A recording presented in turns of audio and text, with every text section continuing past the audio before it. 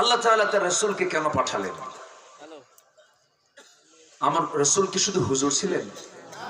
আমরা তো হুজুর মানে বুঝি কি জানেন? 5 ওয়াক্ত নামাজ পড়ানো, কোরআন শরীফ শেখানো, আর কেউ দোয়া চাইলে দোয়া করা, আর কি, আর বাচ্চা কাচ্চা পেশাব করলে একটু ফোঁ দেওয়া, এই তো। আমার হুজুর কি, আমার রাসূল কি এরকম হুজুর ছিলেন? এরকম মনে হয় আপনাদের? আমাদের কি এরকম করে রাখতে চায় একটা পক্ষ? ইমাম তো কর্মচারী নয়, ইমাম তো বিচারপতির পদ। আমি গত সেপ্টেম্বর মালয়েশিয়া গিয়েছিলাম, আমার সেমিনার ছিল। সেই সেমিনারে প্রোগ্রাম করলাম, কয়েকদিন থাকলাম। সেই দেশের প্রধানমন্ত্রী ডক্টর আনোয়ার ইব্রাহিম, একটা দেশের প্রধানমন্ত্রী, তিনি জুমার খুতবা দেন। যিনি মুসলিমদের লিডার হবেন, এটা মাথায় রাখবেন, যিনি মুসলিমদের লিডার হবেন তার 1 নম্বর যোগ্যতা হতে হবে তিনি নামাজেরও লিডার হবেন। যে মুসলিম নেতা নামাজের দায়িত্ব পালন করতে পারে না, সে মুসলিমদের নেতা হতে পারে না, সে অযোগ্য নেতা। আবার আমাদেরকে বলে হুজুররা জানে কি, আমরা কি বুঝি না? আমরা সিয়াসিতটা পড়ছি, বুখারী, মুসলিম, তিরমিজি, নাসাই, মিশকাত। মিশকাত নাকি সিয়াসিতটা? 15 বছর ধরে গান গাইলো সংসদে, এমন ফাটান ফাটাইছে, আর ফাটানোর সুযোগ নাই, শেষ। ফিউজ কি হয়েছে?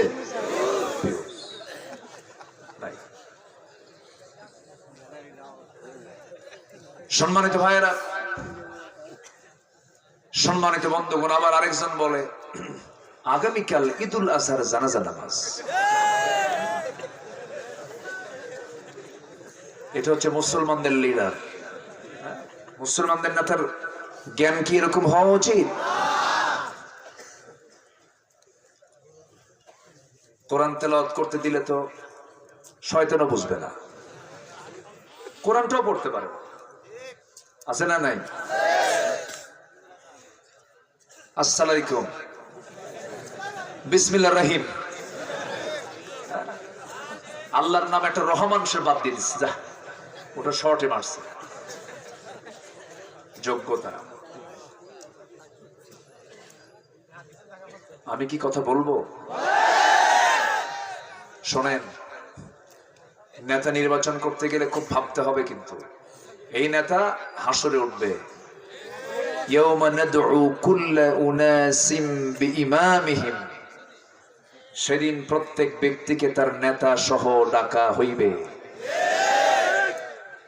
আপনি কোন নেতাকে মানেন যে আপনার জানাজা পড়াতে পারবে না? ঠিক কিনা? যে আপনার জানাজা পড়ানোর যোগ্যতা রাখে না, সে আপনার লিডার হতে পারে না। যদি বলা হয় হুজুর ফরজ কয়টা? 14টা। কেন না? 10টা বেশি কইছে, কিন্তু আরো 2টা বেশি হবে। 1 নাম্বার ফরজ কি? নাকে পানি দেওয়া, এটা নাকি ফরজ। আজকে জাতির এই দশা হতো না।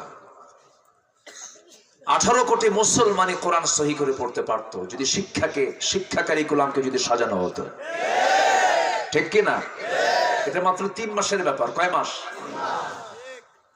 শুধু 3 মাস টাইম দেওয়া যদি হয়, পরিকল্পিতভাবে সাজানো হয়, 3 মাসে 18 কোটি জনতাকে কোরআন সহি করে শেখানো সম্ভব।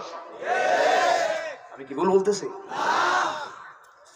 সমাজ থেকে ইয়াবা, মাদক 3 দিনে নির্মূল করা সম্ভব। 3 দিনে কোথাও খুঁজে পাওয়া যাবে না, সম্ভব। কিন্তু মাছ মারতে গেছেন নদীতে। এখানে কি নদী আছে আসলে? ও, মাইকেল মধুসূদনের সেই কপোতক্ষ,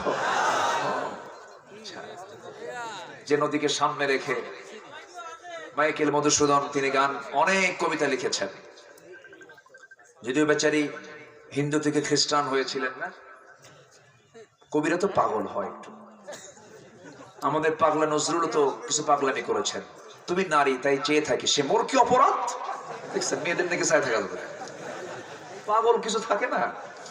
মানে আশ-শুআরা ইয়াত্তাবিউহুমুল গাবুন, কবিরা সাধারণত পথভ্রষ্ট বেশি হয়। এরা আবেগ দিয়ে লিখতে লিখতে মাথা ঠিক থাকে না। তো কপোতাক্ষ নদীতে আপনি মাছ মারতে গেলে, ভরা পানিতে আপনি মাছ মারতেছেন, কিন্তু মাছটা তুলে জাল থেকে তুলে যে পাত্রে রাখবেন সেই পাত্রকে এলাকায় কি বলে? খারই। হ্যাঁ, খারই, খারই। আচ্ছা, ভাষা তো বিভিন্ন জায়গায় বিভিন্ন রকম। সেদিন নোয়াখালীতে গেছে এক মাহফিলে, 12টা বাজে 1টা বাজে, বাচ্চা ঘুমায় না। তো বাবা দেখতেছে, বারবার বলতেছে ঘুমাও ঘুমাও, ঘুমায় না। রাগের ঠেলা খাই, মতিয়াই হুতিজা,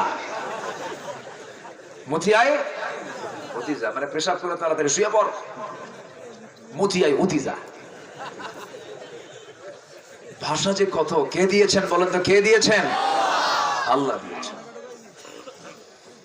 তো খাড়ই মাছ মারলেন জম্মের মতো, একদম জাল ভরা মাছ, কিন্তু যে খাড়ই তুলেছেন, যে পাত্রে মাছটা তুলেছেন, ওর তলা নাই। থাকবে? আসতে বলবেন না, থাকবে?